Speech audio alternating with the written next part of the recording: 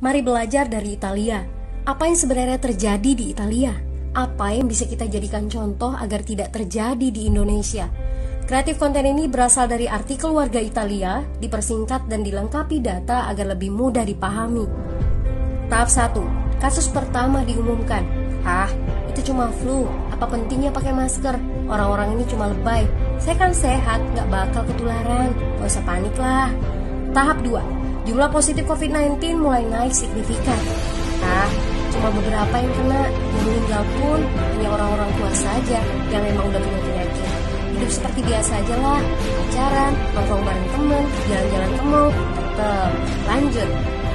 Tahap ketiga, jumlah kasus meningkat dengan cepat, berlipat ganda dalam satu hari. Tingkat kematian pun bertambah. 7 Maret, lebih dari 5.000 kasus positif COVID-19. Zona merah diberlakukan di Italia. Wilayah yang dikarantina hampir 25% dari luas Italia. Sekolah dan universitas tutup, tapi tempat kerja, bar, dan restoran masih buka. Sementara itu, 75% wilayah lain masih menganggap enteng COVID-19. Anjuran mencuci tangan ada di mana-mana, tapi sekadar anjuran dan tak banyak yang melakukan. Tahap 4.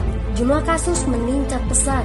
Sekolah dan universitas ditutup selama sebulan. Darurat nasional pun diberlakukan. Rumah sakit menambah kapasitas, seluruh kamar dibersihkan untuk memberi ruang bagi pasien COVID-19. Tapi tak ada cukup dokter dan perawat. Ada terlalu banyak kasus pneumonia, terlalu banyak pasien perlu ICU, tapi ruangannya sudah habis, ventilator habis. Pada titik ini seperti kondisi dalam perang.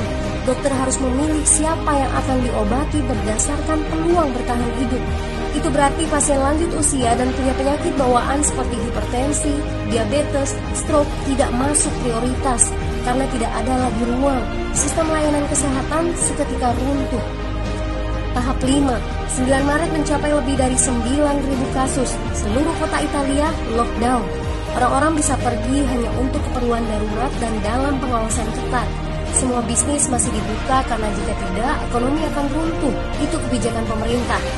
Mulai ada ketakutan, orang-orang mulai memakai masker dan sarung tangan. Tapi tetap saja, ada anak-anak yang merasa jagoan, masih ingin uji nyali. Pergi ke restoran rame-rame, hangout bareng, minum-minum, dan lain sebagainya. Tahap 6. 2 hari kemudian pemerintah Italia berubah pikiran. Semua bisnis harus tutup. Bar, restoran, pusat perbelanjaan, semua jenis toko, kecuali supermarket dan apotek. Penyebabnya, karena dalam sehari yang positif bertambah lebih dari 2.000 kasus. Penduduk yang mau keluar rumah harus mendapat surat izin. Surat izin ini didapatkan dari pos pemeriksaan polisi dan disebar di berbagai lingkungan. Yang melanggar bisa kena denda 3,3 juta rupiah. Bagi pasien positif yang tidak mau mengkarantina diri, bakal dituntut dengan pasal pembunuhan, hukuman 1-12 tahun penjara.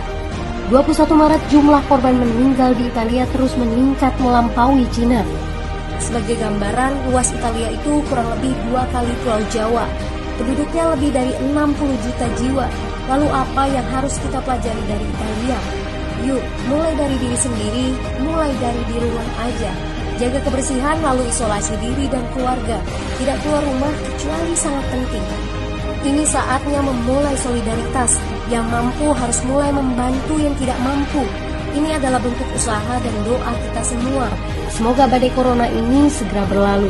Mari memulai kekompakan dengan membagikan informasi ini. Di rumah aja, mari belajar dari Italia.